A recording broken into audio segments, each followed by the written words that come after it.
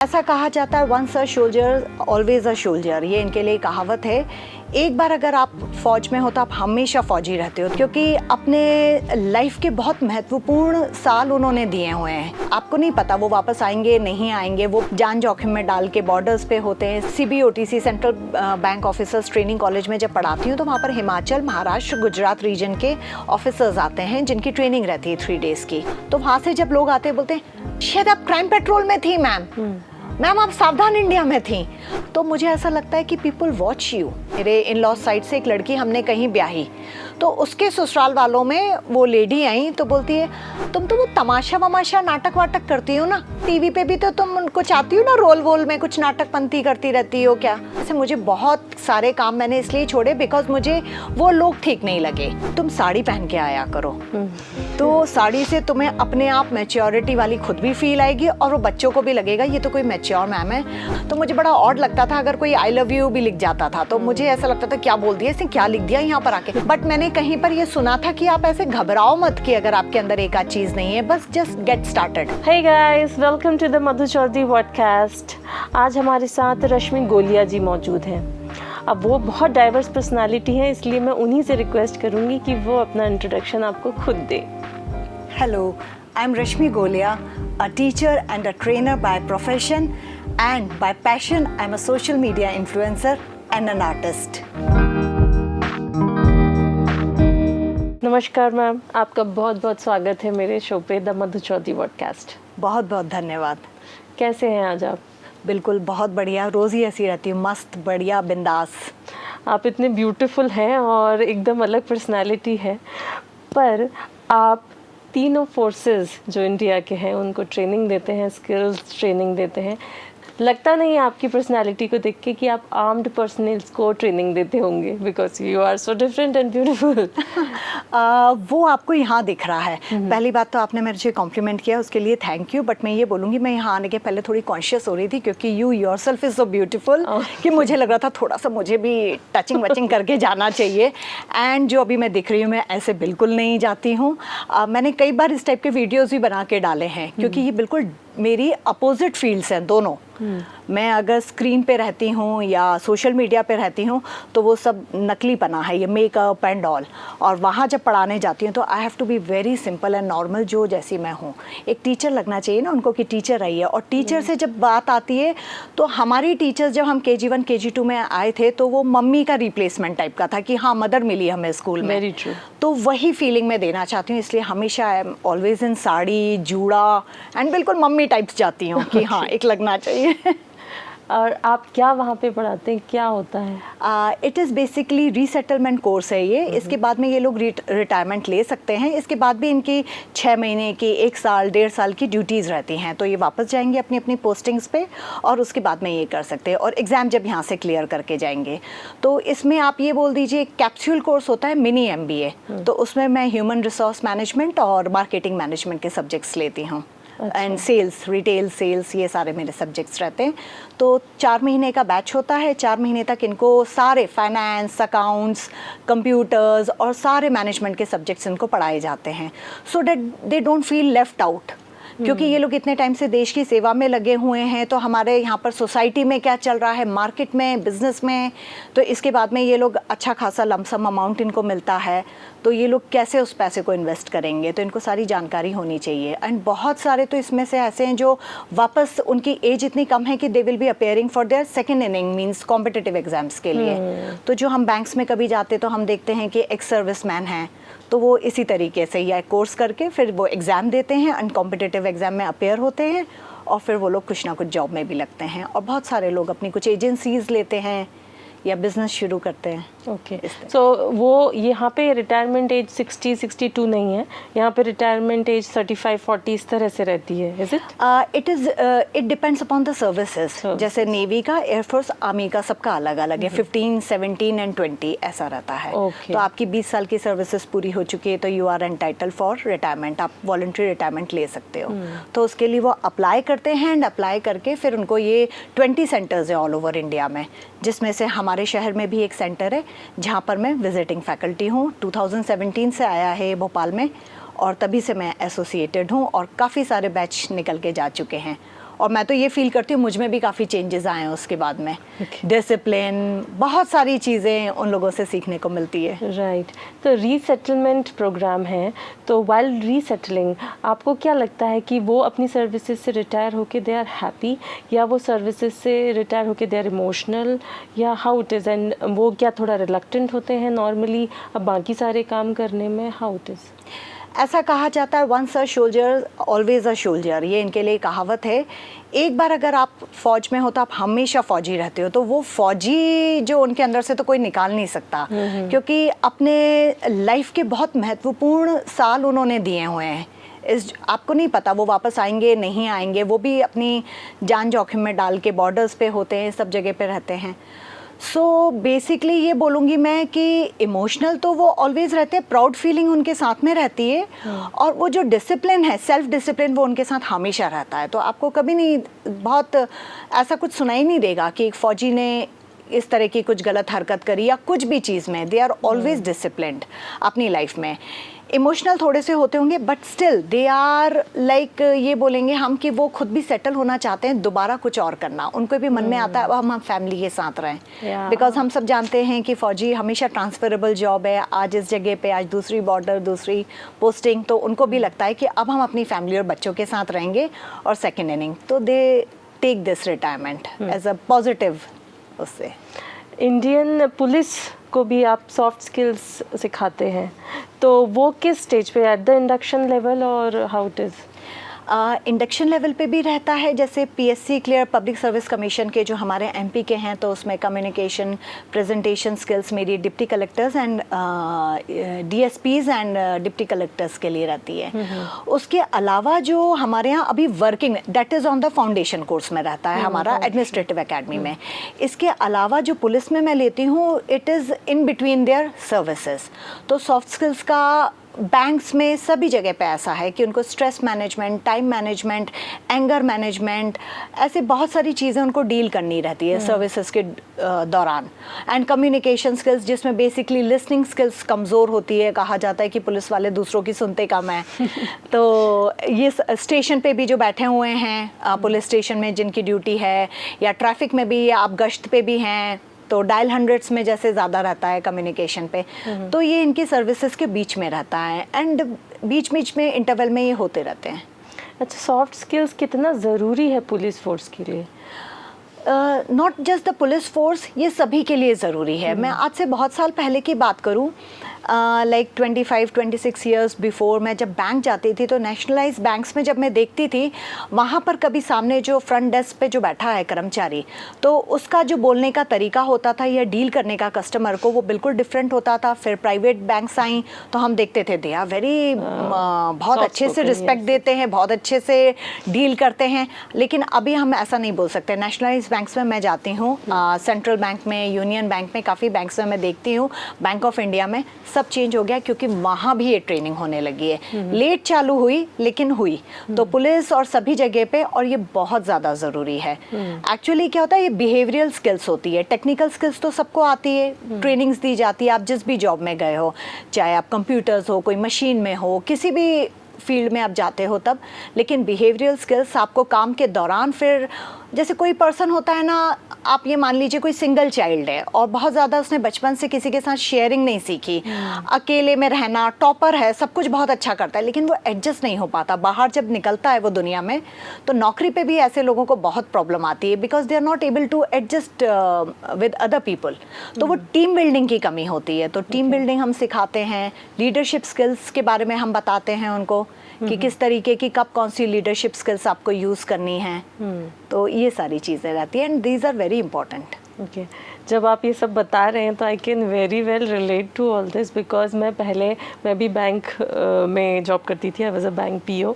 फिर अभी जैसे I have got into civil services, मेरे पापा भी आईपीएस रहे हैं, तो अब मैं हर चीज़ से वो कनेक्ट कर पा रही हूँ, एंड मैं रिलेट भी कर पा रही हूँ, क्योंकि जैसे पापा भी जब घर पे आते थे, कभी 10 दिन नहीं हैं और कभी आए हैं, तो बहुत ज़्यादा इमोशनल एस्पेक्ट और ये सब चीज़ें पुलिस वालों के लाइफ से मिसिंग हो जाती है।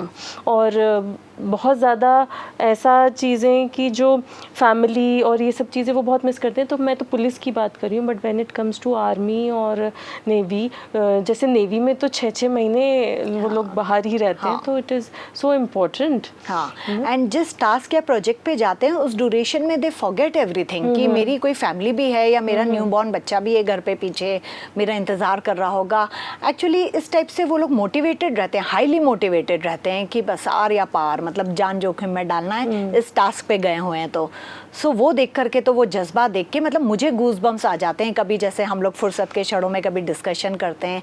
इनफैक्ट अभी जैसे बहुत जो ज़्यादा गर्मी पड़ रही है, तो मैं ऐसे ही पूछ रही थी कि आप लोग जैसलमेर और ऐसी जगह पे भी रहते हो, तो एक मुझे बता रहे थे मैम हम -45 में भी रहते हैं। जस्ट इमेजिन -45, मतलब हमारे यहाँ पर -5 जब हम सुनते हैं दिल्ली में गया यहाँ गया तो कैसे हम लोग तो बोलते हैं हम सियाचिन वगैरह में -45 में भी जॉब अपनी ड्यूटीज़ निभाते हैं। सो रियली फिर कभी कभी ऐसा लगता है कि बाप रे, मतलब मैं तो कुछ भी नहीं हूँ। कभी जैसे अगर हम थोड़े से भी स्ट्रेस्ड होते हैं ना, तो इन लोगों के बीच में जब रोज़ जाते हैं ना, बहुत से लोग मुझसे पूछते हैं कि आप इतनी मोटिवेटेड या पॉजिटिव कैसी रहती हैं। सो मैं पहली बार बता रही हूँ, दिस इज़ द रीज़न। मैं जिन लोगों के साथ उठती बैठती हूँ, जिन लोगों से मिलती हूँ, जैसे आज आपसे बहुत सारा मैं मोटिवेशन चुपचाप चुरा के ले जाऊंगी, आपको पता भी नहीं चलेगा, और वो मेरे लिए बहुत दिन तक काम आएगा। So I take my energy from the people who are surrounds me. अच्छा, you are so closely related to all these people, तो और आप सिखाते भी सॉफ्ट स्किल्स हैं, तो बहुत ज़्यादा आप उनसे इंटरेक्ट कर पाते होंगे, पर्सनल लाइफ में उनकी जा पाते होंगे। तो मेरा एक जो सवाल है, मेरे नेवी में बहुत सारे फ्रेंड्स हैं, तो कई बार कभी उनसे कुछ टॉपिक्स पे ऐसे बात होती है, तो जो मैं यहाँ क्लियरली तो नहीं बोलूँगी, बट क्या ऐसा होता है, जैसे मान लीजिए कि वाइफ अलग है एंड वहाँ पे भी 6-6 महीने तक यू नॉट गेटिंग, जैसे हमने एक मूवी भी देखी थी Rustom, to hint you a little, तो वैसा होता है क्या? और क्योंकि मैंने ऐसा सुना है कि इट इज़ वेरी प्रिवेलेंट। और दूसरा ये मैं जानना चाहूँगी, क्या कभी आपको ऐसा लगा कि जो इतना हमारी प्रोटेक्शन करते हैं बेचारे, वो कहीं ना कहीं बहुत वल्नरेबल हैं और डिप्रेशन में कई बार चले जाते हैं, ऐसा है क्या? डिप्रेशन में कभी कोई ऐसा आर्मी पर्सन तो मुझे नहीं लगा किसी भी फील्ड से, लेकिन उनकी फैमिली में बहुत सारे लोग डिप्रेशन में हैं। जैसे कभी कभी उनको ऐसा लगता है, अपार्ट फ्रॉम सब्जेक्ट टॉपिक, उनको ऐसा बात करने से या कभी हम मिलते हैं तो ऐसा लगता है कि मैम से शायद हम काउंसलिंग टाइप की भी मैम बहुत अच्छी करती हैं, तो मैम से बात कर सकते हैं। तो दे शेयर देयर सीक्रेट्स, उसमें जो घर में जो भी प्रॉब्लम्स चल रही होती हैं, जो और कहीं नहीं वो लोग डिस्कस कर पाते हैं। तो एक आध की प्रॉब्लम में थोड़ा सा मैंने भी इन्वॉल्व हुई, उनकी वाइफ से बात की, मतलब शी वेंट इनटू डिप्रेशन। तो जैसे ससुराल में रह रही हैं, सब फैमिली के साथ रह रही हैं और हस्बैंड भी दूर है इतने दिन तक, तो कई बार इतनी सारी मेंटली वो लोग इतनी डिस्टर्ब्ड हो जाती हैं। तो कभी कभी किसी एक दो की स्थिति ऐसी मिली। एक है, उनका ऐसा किस्सा था कि उनका बेटा he went into depression and he was very studious child, but college गया तो वो इसलिए रिटायरमेंट ले रहे थे कि शायद उसने पापा को मिस किया है। लाइफ लॉन्ग जो एक फादर की जो भूमिका होती है वो वाइफ निभा नहीं पाई, और बच्चा बड़ा होके कॉलेज में उसको जो भी प्रॉब्लम हुई वो नहीं पता है क्या प्रॉब्लम है, but suddenly he went into, after first year he went into depression की शाउटिंग कि मुझे पढ़ाई छोड़नी है, मुझे घर जाना है। तो ऐसे ऐसे जब किस्से सुनते तो वाकई में बहुत दुख होता है कि कहाँ तो ये लोग देश की सेवा में, हम सबकी सिक्योरिटी के लिए ये लोग तैनात हैं, और इनके घर में देखिए आप इस तरीके से ये भी माहौल हो जाता है। But that can happen to anyone. और भी किसी सर्विसेज में मैं मान के चलती हूँ, ट्रांसफरेबल जॉब, कोई मार्केटिंग फील्ड में है, अगर वो 15-15 दिन तक घर के बाहर टूरिंग जॉब पे है, तो वो फैमिली को जब टाइम नहीं दे पाता है तो वहाँ पर रिस्पॉन्सिबिलिटी बढ़ जाती है। तो अभी तक तो मुझे जो किस्से सुनने में आए वो बेसिकली यहाँ हैं कि इनकी वाइफ्स बहुत स्ट्रांग होती हैं, वो फादर बन के भी घर को संभालती हैं उनकी एब्सेंस में। तो बच्चों की भी अपब्रिंगिंग अच्छी होती है। फैमिली में अगर कोई बुजुर्ग है तो उनको भी वो बेटा बन के उनके लिए करती हैं कि डॉक्टर क्या ले जाना या कुछ भी, बिकॉज दे नो कि हम जैसे कैसे आधी रात को फ़ोन लगा हस्बैंड के ऊपर कभी ना कभी डिपेंड हो जाते हैं, मगर वो लोगों को मालूम है हमारे हस्बैंड तो इतनी दूर है, कोई मतलब नहीं है, फ़ोन लगेगा भी कि नहीं पता नहीं है, तो हमें ही सब संभालना है।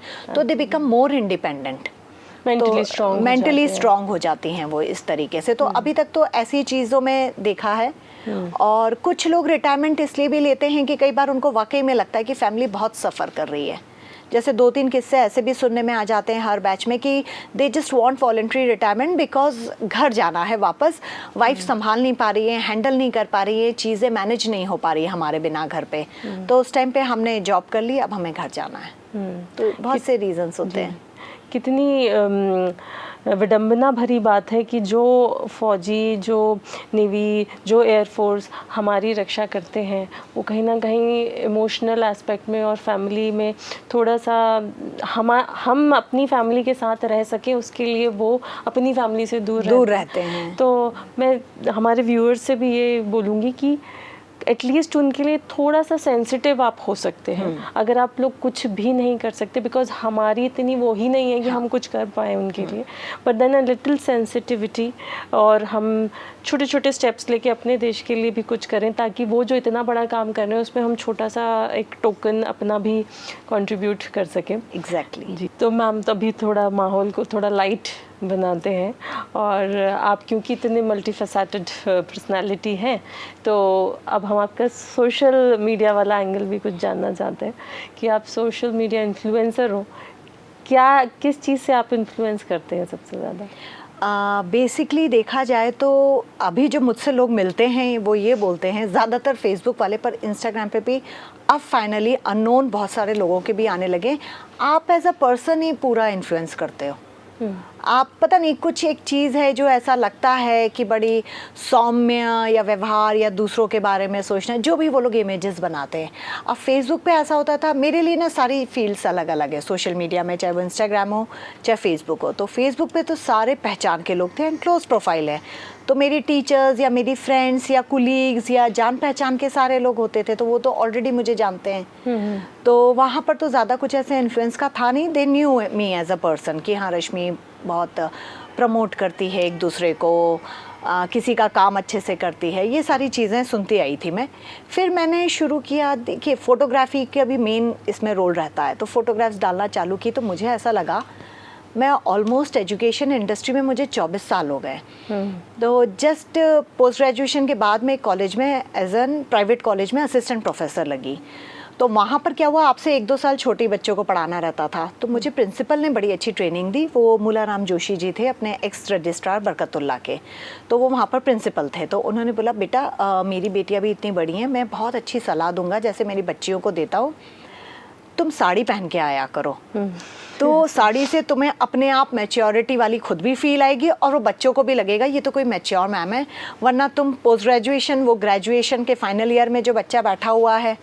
तो ऐसे करके बेसिकली जब रोज़ साड़ी पहनना पड़ गई तो नए नए अच्छे कलेक्शन होने लग गए। मम्मी को भी बोला ऑफिशियल, शादी के बाद क्या होता है मम्मी लोग थोड़ी वर्क वाली साड़ियाँ देती हैं, तीज त्योहार पे पहनेगी। मैंने कहा नहीं मम्मी, मुझे आप ऑफिशियल साड़ियाँ देना जो मैं प्लेन या सिल्क या सोबर जो मैं ऑफिस में पहन सकूँ। आज मीटिंग है, आज ये फंक्शन है, आज ये सेशन है, तो डेली साड़ी पहनना था। तो फिर मैं कभी कभी ऐसा लगा कि इतनी अच्छा कलेक्शन हो गया तो फ़ोटो वोटो खींच लेते, मोबाइल वगैरह आ गया तो फिर फ़ोटो वोटो खींचने लग गए, फ़ोटो खींच के डालने लग गई। तो धीरे धीरे मैं कहीं ना कहीं साड़ी के थ्रू इन्फ्लुएंस करने लगी।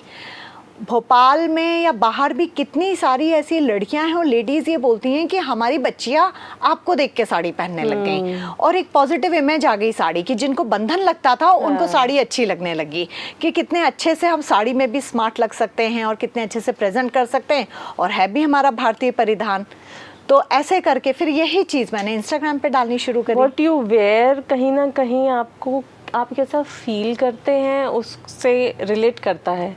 बिल्कुल, बिकॉज मैंने कई बार देखा है जब when I am wearing white, अगर मैं पूरा वाइट ड्रेस पहन रही हूँ तो मेरा एक अलग फील आता है मुझे। मतलब आई फील जैसे मैं जैसे जिस जॉब में हूँ तो वहाँ मैं रोज़ाना बहुत सारे लोगों से मिलती हूँ, तो मुझे कहीं ना कहीं ऐसा लगता है the colour of white is like a shield, है ना, कि आप थोड़ा नेगेटिव एनर्जी से दूर रहते हैं। बिकॉज जितने भी लोगों से मैं मिलती हूँ वो रहते तो पॉजिटिव ही हैं एंड वेरी फ्रेंडली और वेरी वार्म, बट कहीं ना कहीं एक जो कहते हैं कि कोई कभी बाई चांस ऐसा होता है कि आपको नेगेटिव एनर्जी यदि आए तो वो भी रिफ्लेक्ट हो जाती है। व्हाट आई फील, तो ड्रेस का इतना ज़्यादा इन्फ्लुएंस होता है, हाँ, है ना। exactly. Exactly. Sari is one of such dresses जिससे आपको बहुत ही ग्रेसफुल अंदर से फीलिंग आता ग्रेसफुल है। एंड जो मैच्योर वाली फीलिंग जो Yes. मुझे आ गई थी कम एज में कॉलेज में पढ़ाने जाना, तो मैं जब कॉरिडोर में चल के भी जाती थी तो मुझे वो जो फिल्मों में होता है ना सुष्मिता सेन वाला मैं हूं ना, वो फील कभी नहीं आया।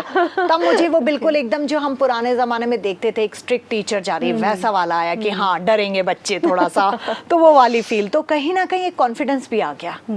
तो ये बिल्कुल सत्य है कि आपको कपड़ों के थ्रू वो फील आता है जैसा आप पहनते हैं।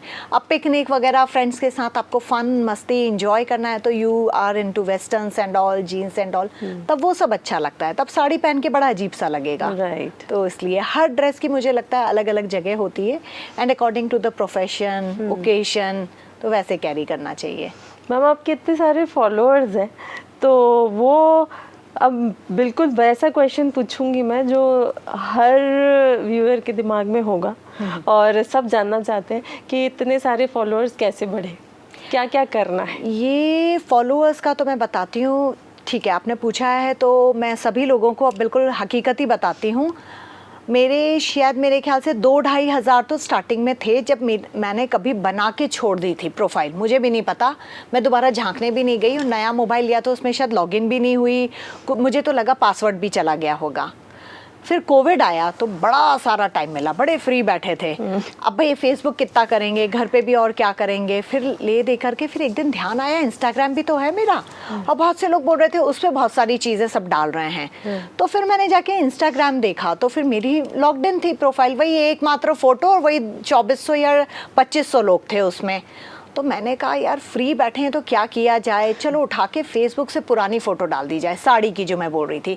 तो मैंने साड़ी, क्योंकि मैंने ये सुना था Instagram is all about photographs, उसमें आप ज़्यादा ज्ञान नहीं बांट सकते हैं। जैसे फेसबुक पे हम बहुत सारा कैप्शंस लिखते थे, कुछ नहीं बस फ़ोटो डालनी है। और मैं बताऊँ फ्रैंकली मुझे शुरू में बिल्कुल अच्छा नहीं लगा, क्योंकि मैं फेसबुक की पर्सन और ये कोई नई चीज़, तो आई वॉज़न्ट कम्फर्टेबल। तो मैंने उठा के फ़ोटोज़ डालनी चालू करी। फिर मैंने देखा बढ़ते जा रहे हैं, क्योंकि मे बी उस टाइम पे लोग भी खाली थे, तो कोविड में लोग दिन भर सोशल मीडिया पे रहते थे, फ्री रहते थे, तो कोई सी साड़ी की पोस्ट वायरल हुई होगी और फिर कुछ नया कंटेंट क्रिएट किया मैंने गानों के ऊपर और लिपसिंग, मुझे ज़्यादा कुछ मालूम नहीं था क्या करना है। तो टिकटॉक भी था उस वक्त, उसी टाइम पे बैन हुआ, तो टिकटॉक के भी कुछ वीडियोस पड़े थे। क्योंकि मैं थिएटर आर्टिस्ट, एक्टिंग का शौक है, तो टिकटॉक पे बहुत अच्छी कलाकारी दिखा पाते थे, वो वीडियोस भी उठा के डाले, उसमें से 1-2 वीडियो वायरल हो गए। तो मैंने देखा इतनी धड़ाधड़ अपने आप फॉलोअर्स बढ़ रहे थे, 10,000 हो गए। अब मुझे भी नहीं पता, फिर मुझे समझ में आया ये तो एल्गोरिथम होता है कुछ, जो सुनते थे कि आपकी रील वायरल होएगी, एंड 10,000 11,000 स्टॉप, बस कोविड के बाद इतना ही रहा। फिर मैं दर्शकों में अगर कोई बनना चाहता है तो मैं बताऊंगी थोड़ी मेहनत करनी पड़ती है। मैंने सोचा कि अब ये 10,000 पे स्टक है, कुछ नया करते हैं। तब तक मुझे कंटेंट बनाना आ गया था कि कुछ नई चीज़ लोगों को देनी पड़ेगी। It's not all about photography, it's about sharing information and knowledge also. तो मैंने 1-2 अपनी रील्स बनाई, जो मेरा फोटे है पर्सनालिटी ग्रूमिंग में। मैं बेसिकली डाइनिंग एटिकेट्स भी मैंने कोर्स किया हुआ था, यूएस पढ़ने के लिए गई थी, तो मुझे खुद को ज़रूरत थी सीखने की वहाँ पर, क्योंकि इंडियन मुझे दाल रोटी सब्जी तो मिलेगी नहीं वहाँ। तो वहाँ पर जब मैं खाना खाऊंगी तो मुझे ये सारी नॉलेज होनी चाहिए। तो उस चक्कर में मैंने जो कोर्स किया था, तो आई थॉट कि वो यहाँ पर ज़्यादा यूज़ में नहीं आ रहा, कहीं पढ़ा सिखा भी नहीं रही हूँ, बट मैं कुछ ऐसे ही डिस्प्ले जैसे वो करते थे प्रेजेंटेशन, मैंने उसके भी वीडियोस बना के डाले। तो उसके एक आध वीडियो वायरल हो गए, सूप के एटिकेट वगैरह के। अब तो मैं दोबारा से भी डाल रही हूँ, अभी भी हो रहे हैं, बट वो वायरल हो गए। उससे फिर मेरे बढ़ गए 25-30 हज़ार पहुँच गए। उसके बाद में फिर मैंने क्या करा, जैसे कि किस ड्रेस के साथ क्या पहनना चाहिए, फीमेल्स, मैंने कहा फीमेल स्प्राउट चाहिए मुझे अब, क्योंकि ऑर्गेनिक तभी कहलाएगा। फॉलोअर्स बढ़ रहे थे, लेकिन मैं देख रही थी मेरे उसमें जो मुझे बड़ा, मैं क्या हुआ, गर्ल्स स्कूल में थी, गर्ल्स कॉलेज में थी, और ज़्यादातर मुझे ऐसा लगता था मेरे इसमें मेल्स ज़्यादा हैं, तो मैं कमेंट सेक्शन ऑफ रखती थी। मुझ में इतनी हिम्मत नहीं थी कि मैं किसी के कमेंट पढ़ के, मुझे बड़ा बेकार लगता था कोई कुछ भी लिखे, क्योंकि आप ऐसी टीचिंग जॉब में रहे हो कि आपको कोई बोलता नहीं है सामने कुछ, तो मुझे बड़ा ऑड लगता था अगर कोई आई लव यू भी लिख जाता था, तो मुझे ऐसा लगता था क्या बोल दिया इसने, क्या लिख दिया यहाँ पर आके। तो मैं कमेंट्स ही ऑफ रखती थी कि कोई और ना पढ़े, ये ना लगे। तो बड़ा सोच सोच के चलती थी। फिर मैंने कंटेंट जब बनाना चालू किया कि आप इस साड़ी के साथ में ये पेयर कर सकते हो, इसमें गोल्डन बॉर्डर है तो आप गोल्डन ज्वेलरी पहनो, इसके साथ ये पर्स कैरी करो, ऐसे करके कुछ कुछ कंटेंट्स मैंने बनाने चालू किए। और मैंने वो किए थे 25 डेज तक कंटिन्यूशन में। डेली बनाती थी, रात को एडिटिंग करती थी। हाँ, मेरी एडिटिंग स्किल बहुत अच्छी नहीं थी, बट मैंने कहीं पर ये सुना था कि आप ऐसे घबराओ मत कि अगर आपके अंदर एक आध चीज़ नहीं है, बस जस्ट गेट स्टार्टेड। क्योंकि अब मैं कोई एडिटिंग वगैरह वाला रखती तो फिर इनकम अपने पास से पैसे लगाऊं। एडिटिंग 25 डेज के लिए मैंने सोच रखी थी कौन सी ड्रेसेस का बताना है, तो मैंने तैयारी करी, पूरे 1 हफ्ते मेहनत करी, ड्रेसेस के कॉम्बिनेशन निकाल के सेट बना के रखे, फिर रोज़ वो पहनती थी, कंटेंट बनाती थी, और फिर जो धड़ाधड़ डालना चालू हुआ 100K पहुंच गए सीधे। तो बहुत खुशी हुई कि मतलब हाँ, लोग वैल्यू करते हैं। आप अगर कुछ चीज़ें शेयर करते हो तो मेहनत तो चाहिए, हर चीज़ में चाहिए। सारा ऑर्गेनिक था? हाँ, मेरा स्टार्टिंग से ही ऑर्गेनिक था। कभी क्योंकि मेरा कोई बिजनेस तो है नहीं इस टाइप का कि मुझे अभी फॉलोअर्स दिखाने हैं किसी को या कुछ। और 100K के बाद ही मुझे फर्स्ट ब्रांड ने कांटेक्ट किया जयपुर से। मुझे आज भी याद है, 2 सिस्टर्स का कोई बड़ा अच्छा सा शाही घराना करके उनका ब्रांड था, तो उन्होंने कोविड में चालू किया था एंड हैंड ब्लॉक प्रिंटेड थी उनकी काफ़ी सारे कपड़ों पे, पर उनने मेरे लिए साड़ी बनाई कि मैम हमारा छोटा सा वो है, एंड वो मैंने विदाउट पेमेंट किया था। मुझे जैसे काफ़ी लोगों ने बोला कि अब तुम चार्ज लो, इसका 100K से ऊपर फॉलोअर्स है। मैंने कहा नहीं, फर्स्ट ब्रांड आया है एंड आई विल वैल्यू, मैं हमेशा याद रखूंगी। और वो भी कोई 2 सिस्टर्स हैं जो एक छोटा स्मॉल बिजनेस शुरू किया है, तो कहीं ना कहीं वो सोशल वर्क वाली फीलिंग भी रहती थी। तो वो फर्स्ट मेरा ब्रांड था जिनके साथ मैंने कोलैबोरेट किया था, and it was barter basis पे था। मैंने उनके लिए बहुत अच्छा बनाया, बड़ी मेहनत करी कि उनकी साड़ी को मैंने वर्क वेयर में कैसे पहन सकते हैं, पार्टी वेयर में उस साड़ी को कैसे पहन सकते हैं। उसी साड़ी को मैंने 3-4 बार डाला, तो मैंने देखा तब भी फिर बढ़ते चले गए। तो अच्छा, जो ये बूस्ट पेज और ये सब पेड प्रमोशन, तो फिर ये सब आपने कभी नहीं किया? ये कभी नहीं किया। और ये मेरे ख्याल से जैसे मुझे अभी मालूम नहीं है, क्योंकि मैं जब से मेरा बहुत ज़्यादा प्रोफेशनल हो गया है, जब से लोग बहुत सारे ब्रांड्स मेरे साथ कोलैबोरेट करते हैं, मैंने टीम रख ली है, तो they are into digital marketing and all.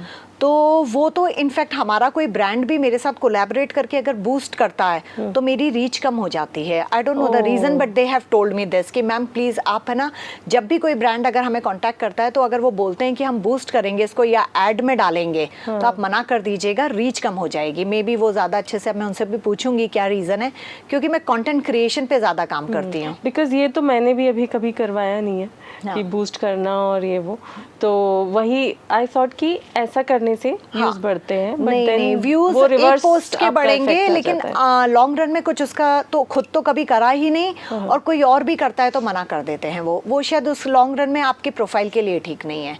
वो रीच फिर शायद इंस्टाग्राम उसी वक्त देता है, फिर बाद में नहीं देता, ऐसा कुछ है। Because they also want to earn, Instagram भी तो अर्न करेगा, तो बार बार दे वांट कि ठीक है। तो मेरे ख्याल से ये वाली चीज़ें, जहाँ तक मैं अगर बताऊँ तो बिजनेस के लिए ठीक है। अगर किसी का सलोन है, कोई मेकअप आर्टिस्ट है, या किसी के कपड़ों का कुछ है ऑनलाइन, उनको करना चाहिए। मुझे तो ऐसा कुछ ज़रूरत लगी नहीं कभी। जितना बढ़ रहा है मतलब कैजुअली लिया मैंने, इसको बहुत हावी नहीं होने दिया। It was like a time pass शुरू से। अच्छा, तो ये it's like an addiction also? क्योंकि मुझे एडिक्शन नहीं हो पाया कभी भी। मैं बताती हूँ, मैंने सुबह एक पोस्ट डाली है, सुबह मेरी क्योंकि अकेली थी आज, तो बाय चांस, नहीं तो कोई होता है तो मैं मोबाइल और ये सब मुझे बिल्कुल पसंद नहीं आता है कि आप मोबाइल खोल के देख रहे हो, सामने कोई बैठा है। तो हस्बैंड वगैरह भी बिजी थे, तो मैंने तब एक पोस्ट डाल दी, बस उसके बाद से मैंने अभी तक नहीं खोला है। तो इट्स नॉट लाइक एडिक्शन। आपके लिए जो प्रायोरिटी, जो सामने आपकी अगर बड़े काम हैं बहुत सारे, तो आप भूल जाते हो उस चीज़ को, और फिर रात में एक बार खोलती हूँ। या आई यूज़ वेटिंग टाइम, जैसे कि अगर कोई आने वाला है या आप लेट हो जाते, मैं अकेली बैठी हूँ, तो मैं क्या करूँ, तब मैं खोल लेती हूँ, उसको यूटिलाइज करती हूँ उस टाइम को, वेटिंग टाइम को, कि आप इंतजार में उस टाइम पे। तो यदि अगर कोई फॉलोअर्स, जैसे हमने जब लास्ट टाइम देखा और अभी देखा, और वो उतना ही रह जाता है, तो थोड़ा फ्रस्ट्रेशन आता है कि इज ओके, या जब बहुत ड्रास्टिकली बढ़ गया तो it gives you happiness, because कहीं ना कहीं हम जो चाह रहे हैं वो होना भी चाहिए, अदरवाइज उसका कोई वो वैल्यू ही नहीं निकल के आएगा। नहीं, ये वही मैंने बताया कि मैंने ये देखा है कि इंस्टाग्राम के एल्गोरिथम अभी तक कोई नहीं समझ पाया है। मैंने जिस चीज़ में कभी बहुत मेहनत करी है उसको, जैसे मैंने हमारे घर की लक्ष्मी, दिवाली पे मैंने 8 साड़ीज़ का एक ब्रांड के लिए करा था, कंटेंट बनाया, स्क्रिप्ट राइटिंग करी, कैसे क्या सब चीज़ें करी, बट 50-60 हज़ार व्यूज़ ऐसे, ज़्यादा से ज़्यादा किसी पे 100 समथिंग आए होंगे। और जिसमें मैंने बिल्कुल तैयारी नहीं करी, इम्प्रॉम्प्टू ऑन स्पॉट उसी टाइम पे कुछ बना लिया और वो मिलियंस में चला गया है। तो इंस्टाग्राम तो इट्स लाइक आप उसको समझ ही नहीं सकते, एक पहेली है अभी भी।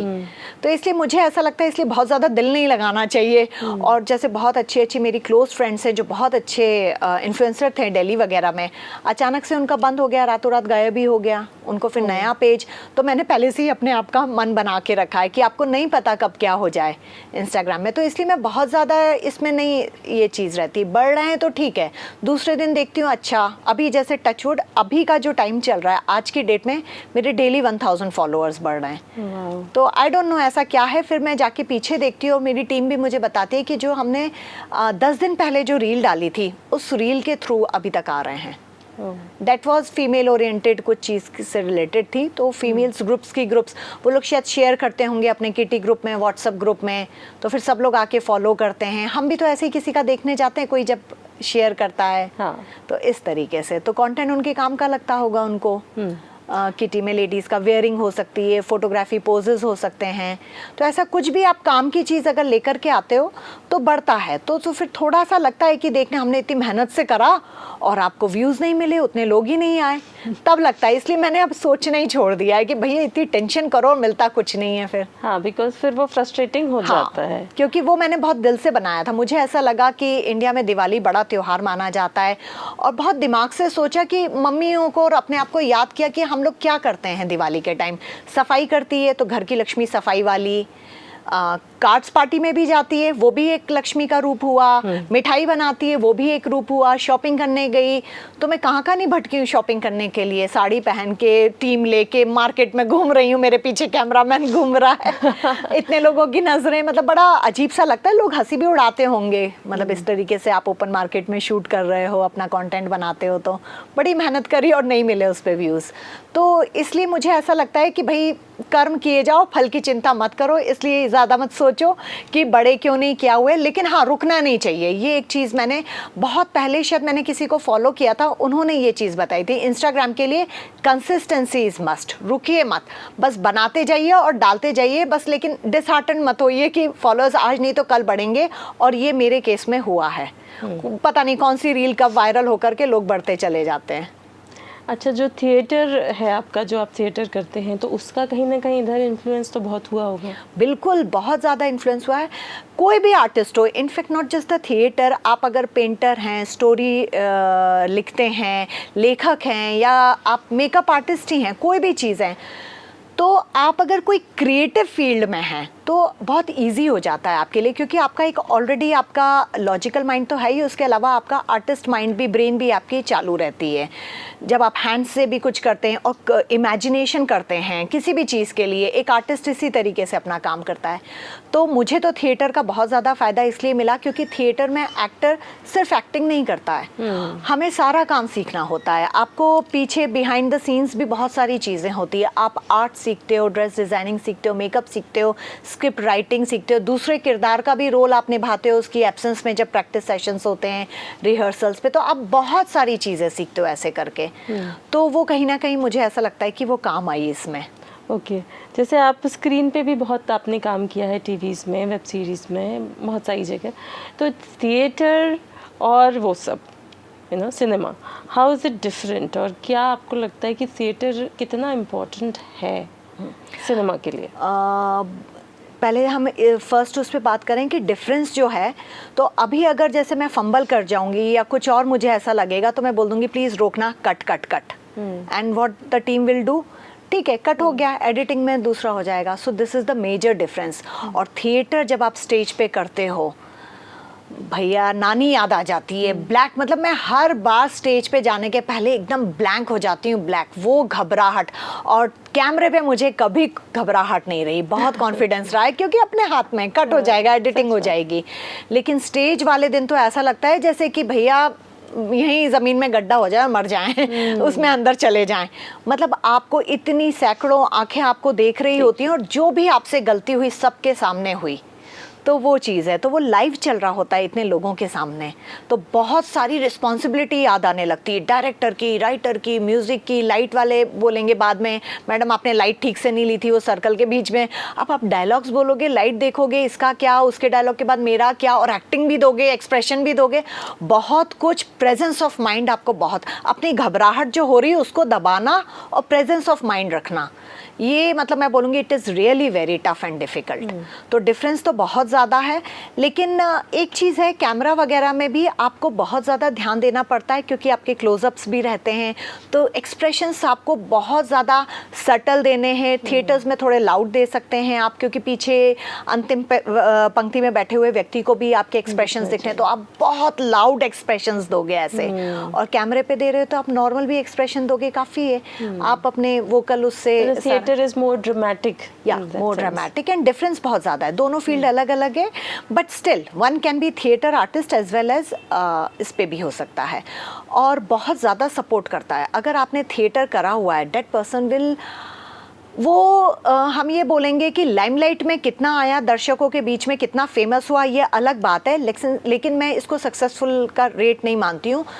वो इंसान 100% सक्सेसफुल है अगर वो कैमरे पे आता है तो, क्योंकि वो फिर अच्छा अपना बेस्ट दे पाता है, क्योंकि उसने सब कुछ सीखा हुआ है। थिएटर में इंसान इतना कुछ सीख के जाता है कि उसको फिर मैं तो इवन यहाँ तक बोलूँगी कि एक्टिंग स्कूल्स जो खुले हुए हैं और भी बड़े बड़े लोग जाते हैं, उनकी भी इतनी ज़रूरत नहीं पड़ेगी। अगर आपने एक अच्छे थिएटर ग्रुप को ज्वाइन किया हुआ है, या डिफरेंट ग्रुप्स भी आप कर सकते हैं। इवन मुंबई जाकर के भी अगर आपको रियल एक्टिंग सीखनी है तो आप थिएटर्स में करिए।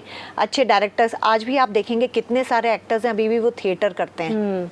मैंने जितने भी आर्टिस्ट से बात की है जो थिएटर से रिलेटेड थे, जैसे कि मान लीजिए आशुतोष राणा जी, मुकेश तिवारी जी, राजीव वर्मा जी, तो और भी बहुत लोग जिन्होंने थिएटर से फिर मीडिया में आए, टीवी में आए, मूवीज़ में आए, और अभी भी थिएटर कर रहे हैं।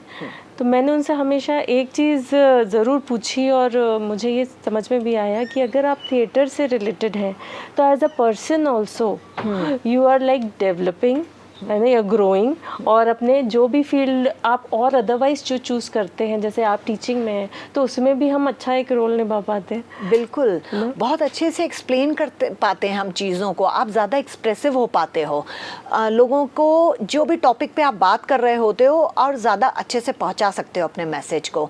और एक जो आपने बात कही कि हम और ज़्यादा हमारी पर्सनैलिटी पूरी ग्रूम होती है, डेट इज़ 100% डेफिनेटली। तो अभी आप देखेंगे समर वेकेशंस में काफ़ी सारी, इसीलिए ये होने लगे हैं।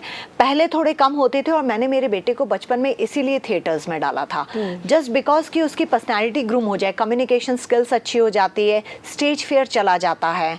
तो ये सारी चीज़ें हैं, इसलिए मैंने अपने लिए एक रूल बनाया है जैसे यदि मुझे कुछ भी काम करने में तकलीफ़ हो रही है, डिप्रेसिव लग रहा है, या मन नहीं हो रहा है, या थक गई हूँ, या तबीयत ठीक नहीं है, कोई भी रीज़न है और मुझे वो काम करना है, तो मैं ऐसा इमेजिन करती हूँ जैसे मैं एक थिएटर कर रही हूँ और मुझे वो करना है, एंड एवरीबडी इज़ वॉचिंग, और मैं अपने आप को सामने रख के, है ना, और मैं ही अपना व्यूअर बनती हूँ, और मैं ही अपना जो कमेंट्स देने हैं वो मैं डिसाइड करती हूँ। और इससे मैं ये देखती हूँ कि बहुत ज़्यादा इजी हो जाता है वही काम करना, चाहे वो इतना छोटा काम है कि आप अपने कमरे का क्लीनिंग कर रहे हैं, से सपोज मेड नहीं आई या जो भी रीज़न है, और आपका मन कर रहा है और करना ज़रूरी है, और मन ये है कि यार थक गए हैं, नहीं रूम साफ़ करना है, तो जस्ट इमेजिन कि मैं I am in that role कि मुझे क्लीन करना है, and it really works for me. तो बहुत अच्छी टिप बताई आपने मेरे ख्याल से सब लोगों, I will also try this जी।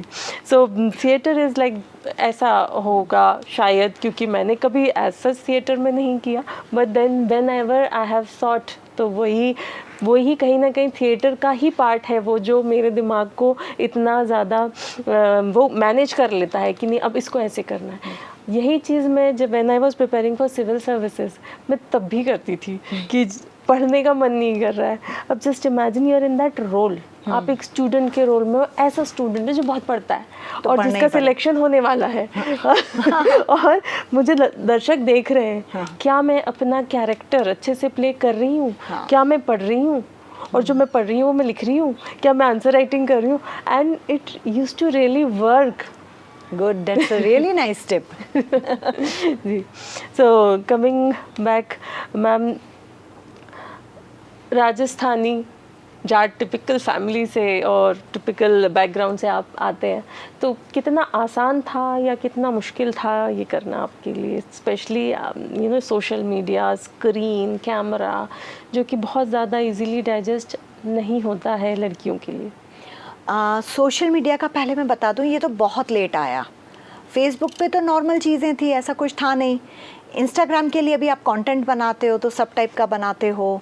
कुछ टैबू वाले टॉपिक्स भी मैंने अभी स्टार्ट किए हैं जिस पे लोग डिस्कशन नहीं करते हैं मेनली, तो मैंने उस पर भी कंटेंट बना रही हूँ. तो मैं ये बोलूँगी कि ये तो बहुत लेट आया, तब तक तो काफ़ी एडवांस्ड हो गए सबके दिमाग, तो अब कोई कुछ नहीं बोलता है. लेकिन हाँ, मैं थिएटर की बात करूँगी. थिएटर से मेरी शुरुआत हुई थी, और थिएटर की भी पहले मैं बोलूँगी 2012 में मैं बिग मेम साहब, एक रियलिटी शो था बिग मैजिक चैनल का. मैं भोपाल से सिलेक्ट होकर के Lucknow I went there for nationals. I was doing really very good, सब कुछ था.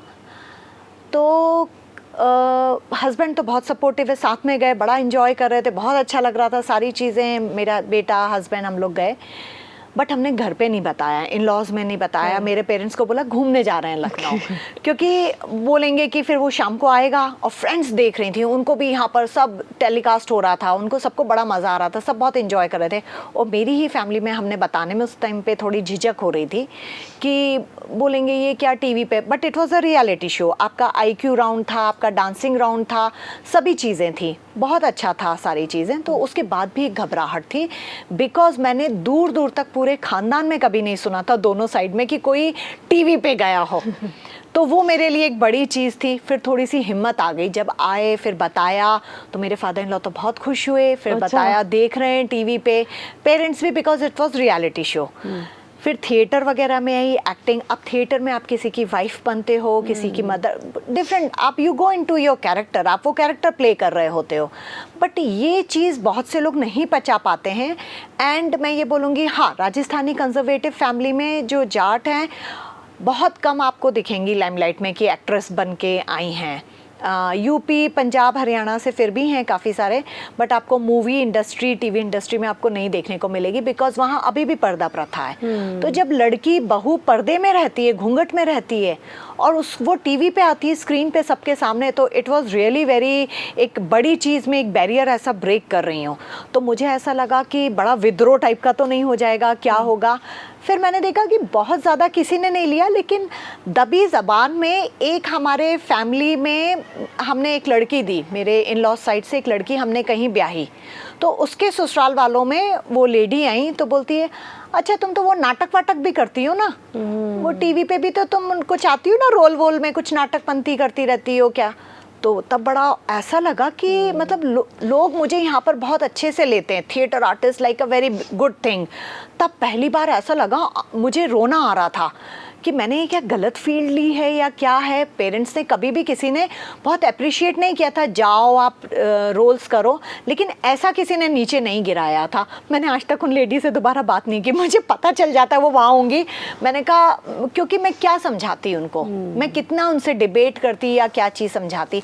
May be she wanted to humiliate me या कुछ पर्पसफुली, वरना आज के दौर में कौन है जो टीवी नहीं देखता है. सब अप्रिशिएट करते हैं, आप अच्छे रोल्स करते हो, सबको मालूम है वो किरदार प्ले कर रहे हैं. चाहे अभी हीरा मंडी में we all know Manisha Koirala is playing a role, everybody understands all these things. और मैंने तो फिर भी बहुत सिलेक्टिव रही हूँ, मदर, वाइफ, अच्छे रोल में. तो बड़ा वो मेरे लिए बड़ा एक ऐसा इंसिडेंट हो गया कि ऐसे कमेंट्स या ऐसा behaviour shows jealousy as well. It doesn't really jealousy always थी, आई means- डोंट नो. वो उसकी सास लगती थी, तो मैं ऐसी पोजीशन पे थी कि हमने लड़की दी हुई है, तो मैं कुछ बोल भी नहीं सकती हूँ. And why she is telling me, मैं तो उनकी दूर की रिलेटिव हूँ. तो इस टाइप का कमेंट करना, जिस वे से उन्होंने बोला था, एंड शायद तमाशा वर्ड भी यूज़ किया, तुम तो वो तमाशा वमाशा नाटक वाटक करती हो ना. तो मुझे मतलब मुझे लाइफ में पहली बार इतनी बड़ी इंसल्ट मेरी कहीं नहीं हुई। मन हुआ अंदर जाके रो लूँ बहुत जम जम के, और फिर किसके ऊपर रोऊंगी, किसके ऊपर गुस्सा निकालूं। क्या मैं बहुत खुशी खुशी गई, बिकॉज मैं शुरू से ही बहुत कल्चरल पर्सन रही हूँ, स्कूल कॉलेज में बहुत डांस ड्रामा ये सब कुछ। तो अगर हम अपनी लाइफ में अच्छे सेटल्ड हैं, जॉब अच्छी कर रहे हैं, तो अगर हम कोई किरदार प्ले करते हैं, अपना शौक पूरा कर रहे हैं, तो मुझे उस दिन बहुत सारे क्वेश्चंस आए। तो वो एक इंसिडेंट है जो मैं आज भी, मतलब मुझे आपसे शेयर करते में मुझे वो याद आ रहा है और रोंगटे खड़े हो रहे हैं कि मैं उन लेडी से दोबारा नहीं मिली, रिलेटिव होते हुए भी। तो कुछ लोग हैं जो इसको इस तरीके से लेते हैं। फैमिली में मैं ये बोलूँगी कि हाँ, अभी भी मेरे parents specially they don't feel good कि अगर हम कभी ऐसी बात करें कि आज मेरा प्ले है, तो अरे ठीक है, क्या है, कौन सी बड़ी चीज़ है, प्ले व्ले, लड़कियां अच्छे काम करती हुई। तो मैंने कहा अच्छे काम करती हुई अच्छी लगती है मीन्स मतलब अच्छा क्या है, बुरा क्या है। मैं इस प्लेटफॉर्म के माध्यम से क्लियरली बोलना चाह रही हूँ, क्योंकि कभी किसी ने एक्चुअली हमारी फैमिली में करा नहीं।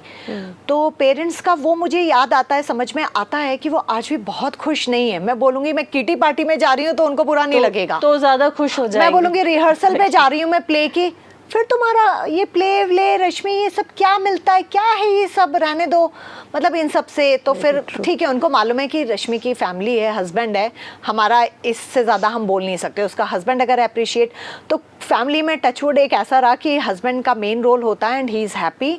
तो मैं आगे बढ़ती जा रही हूँ, आगे करती जा रही हूँ, बट आई नो कि बहुत सारे लोग खुश भी नहीं हैं, और हमारे ख़ानदान में ही। तो बाहर के खुश होंगे मुझे लगता है, लेकिन अंदर से बहुत सारे लोग खुश नहीं है। They don't appreciate these kinds of field, because उनको ऐसा लगता है कि कुछ लोग ने गलत किया होगा, या कुछ लेडीज़ गलत करती हैं, या गलत किरदार निभाती हैं, या एक्सपोज्ड करती हैं, तो उनको लगा कि मिलता जुलता है। बट दे डोंट नो कि मैं आज भी इतनी बड़ी रिस्पॉन्सिबिलिटी फील करती हूँ कि मैं जहाँ जा रही हूँ, मैं कोई भी रोल निभा रही हूँ, तो मुझे क्या पहनना है, क्या किरदार निभाना है, क्या डायलॉग बोलना है। बहुत ध्यान से मैं बहुत सारे मैंने बड़े बड़े रोल्स छोड़े हैं ऐसे, जिसमें मेरा किरदार तो बहुत अच्छा था and I would have become famous for that. कई बार ऐसे भी होता है कि बहुत सब लोग अप्रिशिएट करें और पेरेंट्स अप्रिशिएट ना करें, तो हम हर चीज़ से अपने आप को थोड़ा सा रोक लेते हैं, और जब वो बोल दें कि हाँ नहीं बहुत अच्छा कर रहे हैं आप, तो हमारे शायद पंख और ज़्यादा फैल जाते हैं। हाँ एग्जैक्टली। तो आपने कभी अपने पंख को इस वजह से दबाया? दबाया तो नहीं, मैं ये बोलूँगी कि मेरे हस्बैंड ने मुझे सलाह दी, बताने की क्या ज़रूरत है, छुपाना चालू करो। तुम अपने घर से रिहर्सल पे जा रही हो, तुम्हारा प्ले भी जिस दिन है वो तो दूसरे दिन अखबारों में फ़ोटो आ जाती है, फिर देख लेते हैं, वो देख लेंगे, चल जाएगा। मगर मुझे ऐसा लगता है अगर वो भी सपोर्टिव होते तो maybe I would have been in Mumbai industry और ज़्यादा अच्छा कर रही होती। तो शायद मैं इसीलिए नहीं जा पाई, क्योंकि मुझ में हिम्मत नहीं है कि मैं उनको कुछ बोलूं और फिर इतना सुनूं, घर में इतनी प्रॉब्लम्स हों। भले ही हस्बैंड सपोर्टिव हैं, बट मुझे लगता है मुंबई जैसी बॉलीवुड इंडस्ट्री में घर वालों को नाराज़ करके नहीं जाया जा सकता। सो मैंने कहीं ना कहीं मन को मना लिया। I am contented. यहाँ पर जो आते हैं जितने भी, Bhopal is a good place, यहाँ भी अभी आप देखेंगे फ्लोर पे काफ़ी web series, ad shoot, movies, बहुत काम चलता रहता है। तो जो मेरे लायक रोल है मुझे मिलते हैं। आपने जो एक बहुत बड़ा जो रोल छोड़ा, जो कि एक बहुत बड़ी हीरोइन को रिप्लेस करके आपको मिल रहा था, उसके बारे में बताइए, वो आपने क्यों छोड़ा? और दैट बहुत फेमस वेब सीरीज़ है, मैं कुछ भी नाम खुलेआम नहीं लेना चाहूँगी। उसके लिए मुझे 1 हफ्ते तक मुंबई से casting director, she was a female, बहुत कन्विंस, वो किसी से बात नहीं करती हैं, उनके असिस्टेंट ने बता दिया था वो किसी से बात नहीं करती हैं, वो रोज़ आपको सिर्फ कन्विंस करने के लिए फ़ोन कर रही हैं कि आज आपका जवाब क्या है। Hats off to that lady, मतलब मैं अच्छे रिस्पेक्ट से बोलूँगी, उन्होंने तो पूरी कोशिश की। लेकिन उसमें कुछ सीन्स ऐसे थे, बहुत फेमस है, उसमें बॉलीवुड के अभी लीडिंग एक्टर्स भी थे, बहुत अच्छा सब कुछ था। लेकिन मेरा जो रोल था वो उन्होंने clearly, they talk very professional है, वो ऐसे हमारे यहाँ पर जैसे हम आड़ में बात करते हैं कि आपका रोल ना मैडम थोड़ा ऐसा रहेगा, थोड़ा वैसा रहेगा, ऐसा बताते हैं। वहाँ पर बोलते हैं आपका ना हॉट वाइफ का रोल रहेगा, जो दूसरों को भी देख करके आकर्षित होती रहती हैं। आपको करना कुछ नहीं है, मगर रोल है, वो किरदार ऐसा रहेगा। एंड जो एक्ट्रेस थी बहुत अच्छा कर रही थी, मेरी शक्ल थोड़ी उनसे मिल रही थी, एंड सभी कुछ मिल रहा था, and she was demanding huge amount. तो वो सेकंड सीजन आने वाला था और ह्यूज अमाउंट इसलिए उनको लगा कि ये ढूंढ के निकाला उन्होंने कहीं से। तो यहाँ के जो लोग थे जिनके थ्रू गया वो सब लोग, मैं देख रही थी एक हफ्ते तक कितने लोगों ने मुझे कन्विंस करने की कोशिश की। मेरे बहुत अच्छे यहाँ के डायरेक्टर्स हैं, फिर मैं बहुत परेशान हो गई किससे पूछूं। फिर मैंने उनसे मिलने गई, एक दो डायरेक्टर्स जिनके यहाँ से मेरी शुरुआत हुई और जिनको मैं बहुत अच्छे गुरु मानती हूँ, गॉडफादर टाइप्स। तो मैंने उनसे डिस्कस किया क्या करना चाहिए एक महिला को, मतलब वो रोल ले लूँ क्योंकि मैं तो किरदार, उन्होंने बोला बिल्कुल लेना चाहिए क्योंकि तुम एक किरदार प्ले कर रही हो। एवरीवन नोज कि तुम ये नहीं हो, रश्मि ये नहीं है, रश्मि गोलिया कुछ और है। तो ये तो एक एक्टर की यही तो लाइफ है, तुम्हें वो करना चाहिए। तो मैं कन्विंस हो जाती कि हाँ ये ठीक है। दूसरे डायरेक्टर मुझे कुछ और बोलते थे, नहीं रश्मि लाइफ अच्छी चल रही है, तुम्हारा मेन प्रोफेशन कुछ और है, इमेज एक बार बनती है, रियल इमेज जो तुमने बना के रखी हुई है, जिस प्रोफेशन से तुम्हें इतने साल हो चुके हैं, इट वाज लाइक 5-6 साल पुरानी बात हो गई है ये, तब नई नई वेब सीरीज़ भी आई थी। एंड वेब सीरीज़ में यू नो लैंग्वेज पे भी वो नहीं होता है, वो भी चलो मैं गाली भी बोल लेती, लैंग्वेज भी कुछ भी बोल लेती, बट सीन्स पे भी आप देखते हैं बहुत ये सेंसर्स ये सब नहीं रहते हैं। तो एक दो सीन्स भी जब ऐसे थे तो कन्विंस होने के बाद भी जब बात थोड़ी आगे बढ़ी और मुझे सीन्स बताए गए कि ये वाला सीन रहेगा मैम, ये वाला सीन रहेगा, आप नहीं रहोगी, आपकी थोड़ी सी शक्ल रहेगी, फिर कोई और उसमें रहेगा, आप तो हट जाना ये बोल। लेकिन वो तो टीवी में तो लोगों को लगता कि मैं हूँ। तो मेरे लिए मैं बताऊंगी कि ये कहना चाहूँगी कि इससे बड़ा धर्म संकट लाइफ में कभी नहीं आया। And it was a good huge amount, मतलब भोपाल में कभी किसी एक्ट्रेस ने इतनी बड़ी अमाउंट पे काम नहीं किया होगा। सब तरीके से उन्हें कन्विंस, हस्बैंड साथ में आएंगे, ये स्टे रहेगा, साथ में रुकें, ये सब कुछ उनकी तरफ से सारी चीज़ें, 7 स्टार होटल, जितनी बार आपको जाना है शूट के बाद में, सब कुछ उनकी तरफ से। लेकिन फिर भी मुझे ऐसा लगा कि पता नहीं ये थोड़े दिन के लिए ये सब चीज़ें ठीक है लेकिन इमेज लाइफ लॉन्ग बन जाएगी। तो आई डोंट नो अब मैंने अच्छा किया या गलत किया, ये आज भी डिबेट का विषय है क्योंकि एक एक्टर होने के नाते शायद मुझे करना चाहिए था वो, लेकिन फिर मुझे ऐसा लगता है कि पता नहीं फिर मेरी क्या इमेज हो जाती। जैसे वो मैंने बोला कि हमारे ख़ानदान की एक महिला ने ऐसा मुझे बोल दिया, फिर और पता नहीं कितने ताने ऐसे सुनने को मिलते हैं रिश्तेदारों में। लेकिन आपको कहीं रिग्रेट होता है कि नहीं मुझे यस? नहीं, रिग्रेट इसलिए नहीं होता है क्योंकि मैं बोलती हूँ ना कि मैं अभी भी कंफ्यूजन में हूँ। अभी भी अगर कोई चीज़ आती है तो शायद मैं उतनी ही कंफ्यूज रहूँगी। मैं अभी भी क्लियर नहीं हुई हूँ मेरे माइंड में कि मुझे ऐसा कुछ रोल करना चाहिए या नहीं करना चाहिए। तो मैं आज भी कंफ्यूज्ड हूँ कि मतलब मैं 2 पर्सनालिटीज़ में फंसी हुई रहूँगी कि मेरी इमेज, क्योंकि जैसे कि मैंने बताया कि मैं जब CBOTC central bank officers training college में जब पढ़ाती हूँ तो वहाँ पर हिमाचल, महाराष्ट्र, गुजरात रीजन के ऑफिसर्स आते हैं जिनकी ट्रेनिंग रहती है 3 डेज़ की। तो वहाँ से जब लोग आते हैं बोलते हैं मैम आपको देखा हुआ लग रहा है, शायद आप क्राइम पेट्रोल में थी मैम आप सावधान इंडिया में थी। तो मैंने बहुत एपिसोड्स किए हैं ये सारे स्टार्टिंग करियर में जब मैंने करा था टीवी पे।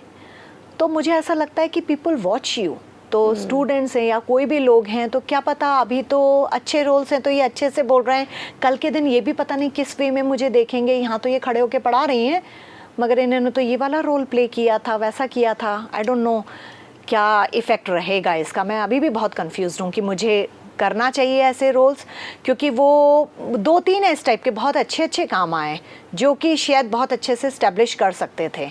और आज भी मुझे बहुत कन्फ्यूजन है कि मैं एज अ यहाँ पर अपनी छोटी सिटी में अच्छी एक इमेज बना के रह रही हूँ, वही ठीक है। I feel I am contented क्योंकि शायद मैंने अभी ये बोलूँगी चखा नहीं है, टेस्ट नहीं लिया वहाँ का। मैं गई नहीं हूँ मुंबई कभी, ऐसा कुछ करा नहीं है रोल वगैरह, तो शायद मुझे अभी वो वाली सफलता मिली नहीं है, इसलिए मैं इसमें कंटेंटेड हूँ। वहाँ पहुँच के फिर आती तो फिर मुझे लगता, मैं तो अभी फ़ोन कॉल्स और जो ऑडिशंस और जो वीडियो कॉल पे जो बात हुई थी जो बड़ी कास्टिंग डायरेक्टर उन सब से, तो उसी में ही मैं खुश हो गई कि उतने में ही हम कंटेंटेड हो जाते हैं। आई थिंक इतना कंटेंट हो जाना ये is a big, very big quality, because आज की दुनिया में कोई कंटेंट ही नहीं हो पा रहा है, बस this is the main matter. मैं पता नहीं शायद ये कभी कभी हम ये देखेंगे कि ये एक आपकी पर्सनालिटी का हिस्सा भी होता है। मैं कभी कंपटीशन में नहीं उतर सकती, मेरे अंदर कॉम्पिटिटिवनेस ही नहीं है। मुझसे कभी किसी ने एक बार पूछा भी था कि आपके शहर में भी इतने अच्छे पेजेंट शोज होने लगे, आप क्यों नहीं पार्टिसिपेट करती हैं? पता नहीं, मुझे ऐसा लगता है मेरे अंदर वो कॉम्पिटिटिवनेस नहीं है। उसके लिए जो एक कॉन्फिडेंस चाहिए ना कॉम्पिटिशन में उतरने को, कॉम्पिटिटिवनेस वाली क्लेवरनेस या वो जो भावना वो नहीं है। मैं बड़ी कंटेंट और सबको लेके चलना, मैं इस टाइप की ही हूँ। तो मैं ऐसी ही रही हूँ, कंटेंट अपने बस अपना कर रही हूँ। नहीं, मुझे जहाँ कंपटीशन की बात आएगी मैं शायद पहले ही हट जाऊँगी, छोड़ के वो फील्ड छोड़ के भाग जाती हूँ। बट क्योंकि आपने जो सोचा अपने लिए अच्छा ही सोचा होगा, लेकिन नेक्स्ट टाइम यदि आपको ऐसा कोई रोल मिले तो आप करना चाहेंगे कि नहीं करना चाहेंगे? वही मैंने कहा ना कि मेरे लिए ये सवाल मैं आप सब दर्शकों पे छोड़ती हूँ। शायद मेरे लिए ये तब भी बहुत बड़ा कन्फ्यूजन का विषय रहेगा कि मुझे ऐसा कुछ करना चाहिए या नहीं करना चाहिए, क्योंकि ये एज से रिलेटेड नहीं होता है। ये बात आ जाती है इमेज से रिलेटेड, पर्सनालिटी से रिलेटेड। तो क्या मेरे लोग इसको किस तरीके से लेंगे? शायद मुझे कभी कभी लगता मैं कोई नॉर्थ रीजन में अगर मैं वहाँ की होती, पंजाब चंडीगढ़ की अगर कोई लड़की होती, वहाँ से पली बड़ी होती, तो शायद मैं इतनी प्रॉब्लम्स, ये सारी चीज़ों को बहुत अच्छे से समझ पाती और कर लेती शायद। मे बी बिकॉज क्योंकि आपका ख़ानदान राजस्थान से बिलोंग करता है। एमपी भी मैं बोलूँगी अभी भी इस चीज़ में बहुत आगे नहीं बढ़ा है, तो इसलिए मुझे ऐसा लगता है कि मैं अभी भी बहुत कन्फ्यूजन में रहूँगी जब भी आएगा। तो मे बी अब तो मेरे पास बहुत अच्छा सोशल मीडिया हथियार है, मैं वहाँ पर पोलिंग करूँगी। जब आप इनिशियली इस बात को बोल रही थी तो मैंने ये सोचा था कि उसमें क्या है, आप आर्टिस्ट हैं, करना चाहिए था ये वो। But at the end of the discussion what I am realizing is कि मैं क्या करती जब मैं ये सोच रही हूँ। Exactly. आप अपने आप को उस चीज में रखें। तो Because क्या being मैं a yes civil बोलती? servant and you are a singer also, और अगर कुछ ऐसा रोल मिलता है जो आपके बिल्कुल अपोजिट है पर्सनालिटी से, तो व्हाट इमेज इट विल, क्योंकि वो तो करके आ जाओगे, आपको सरवाइव यहाँ करना है। राइट।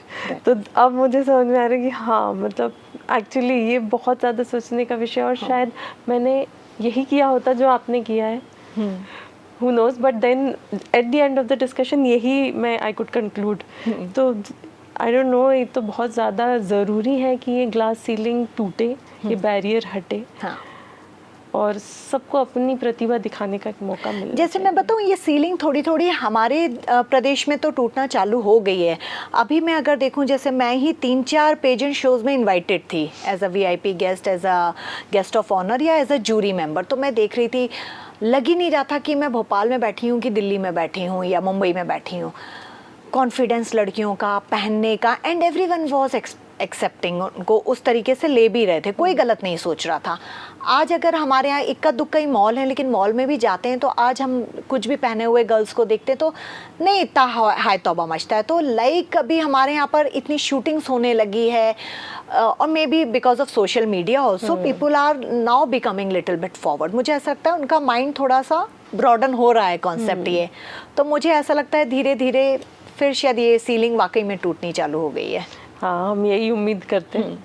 और मैम, जाते जाते हमारे दर्शकों को आप थोड़ा सा ये जो स्पेशली अपकमिंग आर्टिस्ट हैं या जो हमारी कंट्री को सर्व करना चाहते हैं, जो सोल्जर बनना चाहते हैं, उनके लिए आप क्या मैसेज देंगे? और इतना डाइवर्स क्योंकि आपका फील्ड है, तो आप सोशल मीडिया इन्फ्लुएंसर्स को जो अपकमिंग हैं, जो बच्चे हैं जो इस चीज़ में आगे बढ़ना चाहते हैं, तो पूरा पैकेज तो है ही आप, तो आप उनको क्या एडवाइस करेंगे? ये आपने बहुत अच्छा सवाल किया। मैं इस पॉडकास्ट के माध्यम से आज जितने भी दर्शक हैं या यंगस्टर्स जो भी वॉच कर रहे हैं, ये संदेश देना चाहूँगी कि जो भी करो बहुत शिद्दत से करो, बिल्कुल अपना पूरा दिल दिमाग उसमें।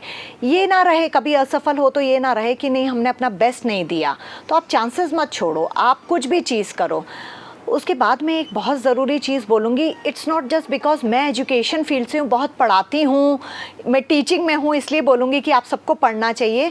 बट मैंने ये देखा है, अगर आपने अच्छी प्रॉपर एजुकेशन ली हुई है तो आपने ग्रेजुएशन तो एटलीस्ट आपको, जैसे मैं देख रही हूँ अभी बहुत सारे ड्रॉप आउट्स भी हो रहे हैं कि हमारा तो बहुत अच्छा करियर बन गया है या हमारा बहुत अच्छा ये इस्टेब्लिश हो गया है, तो मुझे ग्रेजुएशन की भी फिर ज़रूरत नहीं लगी। बट होता क्या है, ग्रेजुएशन और थोड़ी पढ़ाई लिखाई, हमारा जो एक्सपोजर होता है पढ़ाई के माध्यम से, क्योंकि बहुत अच्छे अच्छे कोर्सेज़ हैं, तो उससे हम अच्छे बुरे में पहचानने में, जैसे मुझे बहुत सारे काम मैंने इसलिए छोड़े बिकॉज मुझे वो लोग ठीक नहीं लगे। मैंने रिसर्च जब नहीं हुआ करती थी, जब इतना ज़्यादा इंस्टाग्राम वगैरह नहीं था, तब भी मुझे मालूम था किसी ने बोला है कि फ़लाना डायरेक्टर का शूट है, ये फ़लाना प्रोड्यूसर है, तो मैं गूगल पे फेसबुक पे जाके उनको ढूंढ लेती थी, फिर उनके कमेंट्स, उनकी पोस्ट देखती थी कि वो किस टाइप के इंसान हैं और उनके बारे में क्या लिखा हुआ है। तो मुझे ऐसा लगता है पढ़ाई लिखाई ये सारी चीज़ें हमें एक समझ देती है, हमें अच्छा क्या है बुरा क्या है, हमें कहाँ किस काम में हाथ डालना चाहिए, नहीं डालना चाहिए, कितनी रिस्क लेनी चाहिए। तो एजुकेशन प्रॉपर होनी चाहिए। वो एक कॉन्फिडेंस देता है, एक स्मार्टनेस देता है। स्मार्टनेस इन द सेंस कि आपको नॉलेज रहती है दुनिया भर की। तो आप जिन लोगों के साथ काम करते हैं तो आपको कोई भी एक्सप्लॉइट नहीं कर पाएगा, because they know you are well educated. तो एजुकेशन एटलीस्ट फीमेल्स को तो पूरी करनी चाहिए। मैं जैसे यंग मॉडल्स हैं, वो लोग कॉलेज ड्रॉप आउट होकर के मॉडलिंग फील्ड में चली जाती हैं। तो मेरे संपर्क में जो मैं पहले कॉलेज में पढ़ाती थी तो 3-4 लड़कियां हैं जो मॉडलिंग इंडस्ट्री में they are doing very good in modelling industry. But मेरे कहने पे उन्होंने ग्रेजुएशन कंप्लीट किया, फिर एमबीए के लिए जिस कॉलेज में वो गई वहाँ से फ़ोन किया, मैम फाइनली हमारा एमबीए कंप्लीट होने वाला है और ये एक एमबीए सिर्फ आपकी वजह से किया, क्योंकि आप पूरे टाइम बोलती थी कि बच्चों पढ़ाई अच्छे से करो, और वाकई में कॉन्फिडेंस आया है एमबीए करके। तो मैं ये बोलूँगी कि एजुकेशन को बहुत ज़्यादा इम्पोर्टेंस दे, वो बहुत ज़्यादा ज़रूरी है। दूसरी चीज़, आप किसी भी चीज़ को करते हैं तो उसका शॉर्टकट ना अपनाएं। मतलब hard work and smart work is good, but hard work also page. तो आपको हार्ड वर्क भी करना चाहिए। शॉर्टकट अपनाएंगे तो वो कुछ दिनों की सफलता देगा, लेकिन अगर आपको लॉन्ग रन चलना है, चाहे वो सोशल मीडिया इन्फ्लुएंसर के रूप में हो या किसी भी फील्ड में आपको जाना है, जैसे चीटिंग ही कर ली या रिश्वत दे के इस फील्ड में उस फील्ड में, ये सब शॉर्टकट्स पे ना जाएं। आपकी हार्ड वर्क, आपकी मेहनत, वो आपके साथ हमेशा रहेगी, उसमें आपको कोई नहीं हरा सकता। So these are my messages to the young generation. Thank you ma'am for the message, for the beautiful message. आज का जो पॉडकास्ट था वो मुझे लगता है कि थोड़ा सा इमोशनल तो कर ही गया है, और शायद हर फीमेल की ऐसी कहानी होती है जो लाइफ में बहुत कुछ करना चाहती हैं और अचीव भी करते हैं। अचीवर बन के भी कहीं ना कहीं एक जो छोटा सा एक इनविजिबल बैरियर जो रहता है वो शायद हम सब की ज़िंदगी में है, और वो काफ़ी नहीं बल्कि पूरा हट जाएगा यदि पेरेंट्स थोड़ा सा सपोर्ट करें और एक स्माइल बस दे दें कि नहीं, जो आप कर रहे हो, what ever my daughter is doing, आप करो and you doing it good and well. तो ये मेरा एक कंक्लूजन था कि जो मुझे इस पॉडकास्ट से मिला है, and I am really happy to connect with her, and stay tuned to the Madhu Chaudhary podcast for more such videos. Bye bye.